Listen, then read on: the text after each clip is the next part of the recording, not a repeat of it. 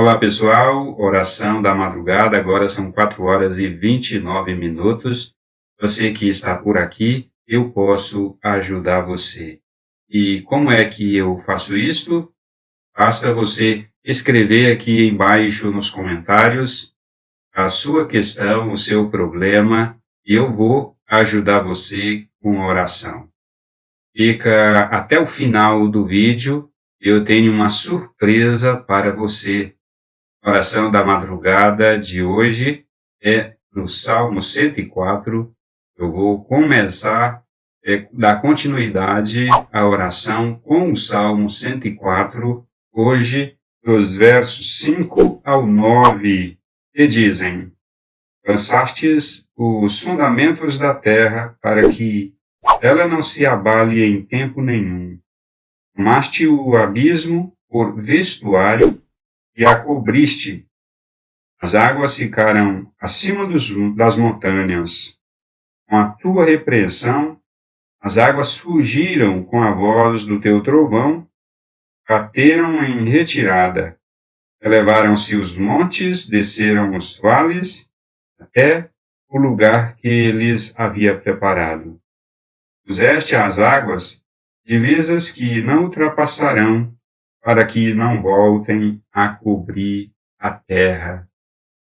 O salmista louva a Deus na forma de uma poesia. Aqui é poesia hebraica. Isso aqui é um poema hebraico. Os salmos são poemas hebraicos.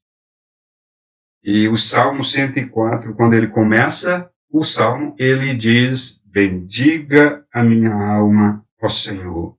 Ou seja, bendito seja o Senhor, e a minha alma louva o Senhor por isto. Esse salmo fala da criação de Deus, o Criador.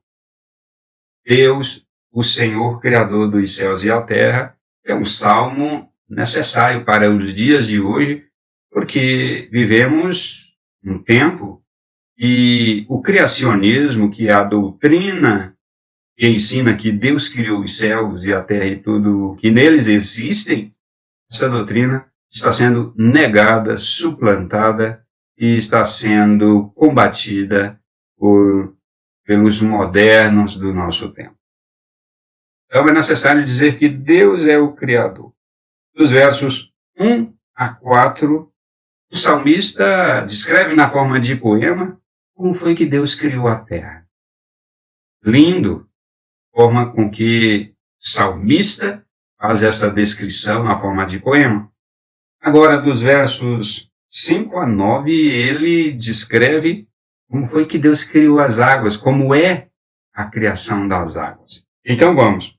Lançastes os fundamentos da terra, ou seja, o firmamento.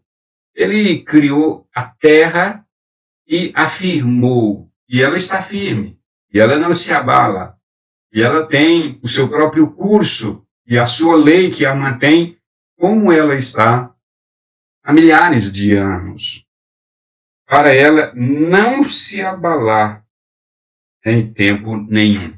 É o firmamento. Neste firmamento, ele, no verso 6, disse: tomaste o abismo por vestuário e a cobriste.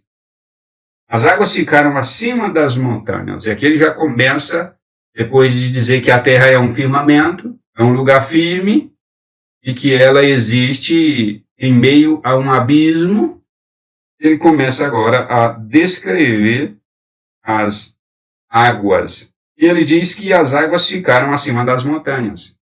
Ou seja, as nuvens são formadas a partir das montanhas. As montanhas são necessárias para a formação das nuvens. Quando a massa de ar vem trazida pelo vento, se depara com as montanhas e aquela massa de ar encontra as montanhas e eles são como paredes, e as nuvens são formadas à medida que a massa de ar encontra com as montanhas e sobem.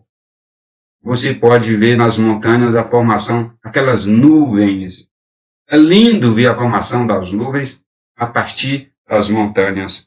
E o verso 7 ele diz: com a tua repreensão, as águas fugiram, com a voz do teu trovão, bateram em retirada.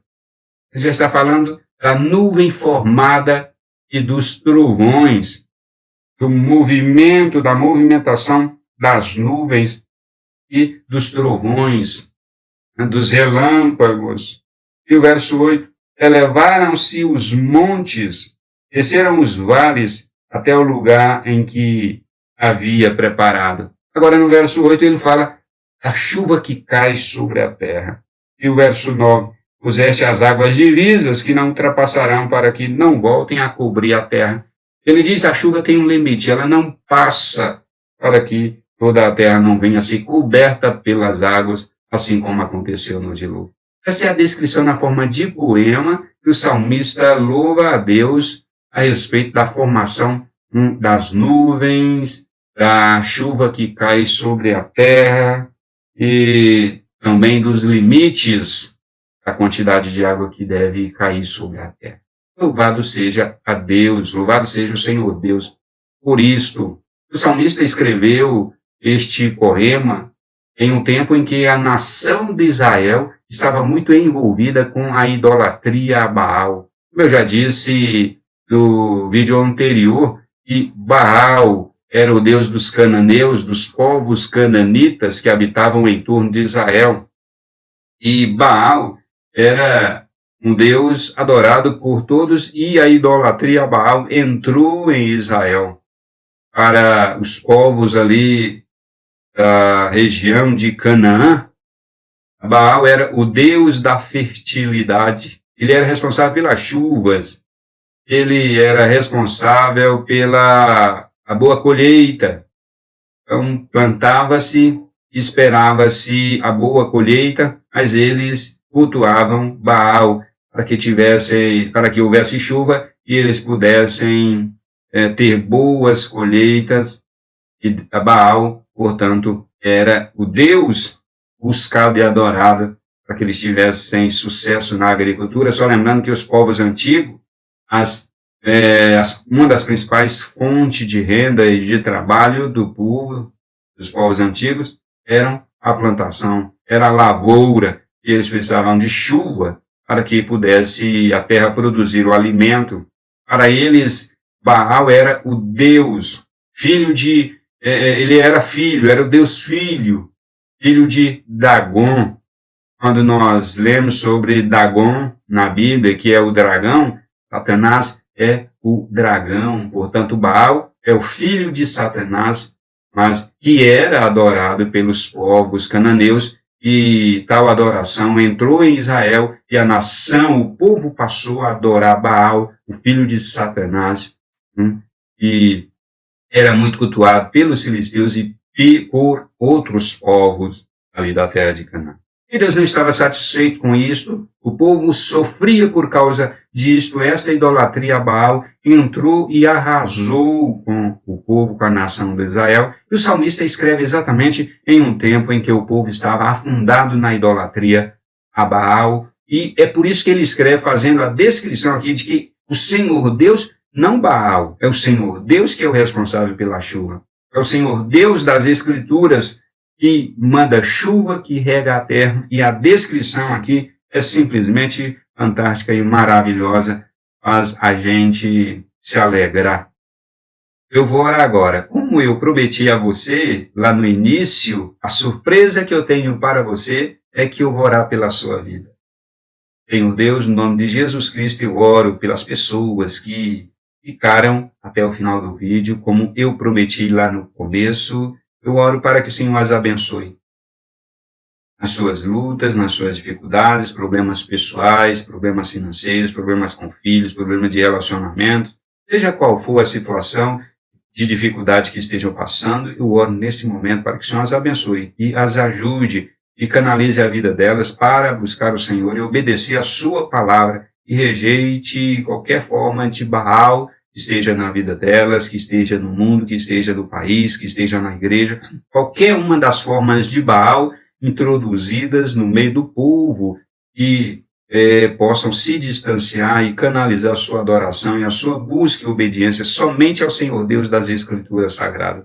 E assim, que o Senhor as abençoe. Eu oro a Deus, no nome de Jesus, pelo país, pela nação, pelo povo, para que o Senhor abençoe, pela igreja. Ó Deus, que Baal não predomine sobre o povo do Senhor. Expulsa Baal, ajuda a igreja a expulsar Baal do seio dela. Muitos cristãos mesmo, deixam de obedecer a Deus, achando que a prosperidade existe, pode vir sem obediência ao Senhor. Existem até políticas de governo, políticas de Estado que acreditam que a nação pode ser bem-sucedida sem obedecer aos princípios de Deus. Tem povos, nações e países que acreditam nisso. Eles acham que o sucesso financeiro, que o país pode ir bem economicamente se o povo não obedece a Deus, se o povo não segue os valores divinos. Eles estão equivocados. O país que assim age, o nosso país também pensa assim, e dependendo do governo que está no poder, acredita que a agenda econômica do país pode ser bem sucedida e o país pode ser próspero sem obediência à palavra de Deus, aos princípios de Deus, aos princípios judaico-cristãos que estão na palavra de Deus. Mas nós sabemos que não é assim, que o sucesso financeiro não está desvinculado da obediência à moral de Deus. Sabemos que o sucesso econômico não pode existir, ele não existe de fato, o verdadeiro sucesso econômico não existe de fato desvinculado da obediência e da observação dos princípios e valores de Deus nas Escrituras Sagradas. Sabemos disso, portanto, abençoe o povo para que enxergue esta verdade e se distancie dos Baals, as formas de Baals que existem no país, que existem nas famílias, que existem nas comunidades, que existem na igreja. A igreja também foi invadida pelos Baals, pelas formas de Baal. No nome de Jesus Cristo, tenha piedade, tenha misericórdia. Eu oro. Amém. Compartilhe esta oração da madrugada com outras pessoas, para que elas também possam ser abençoadas. Deixe o seu like e a gente se encontra na próxima oração.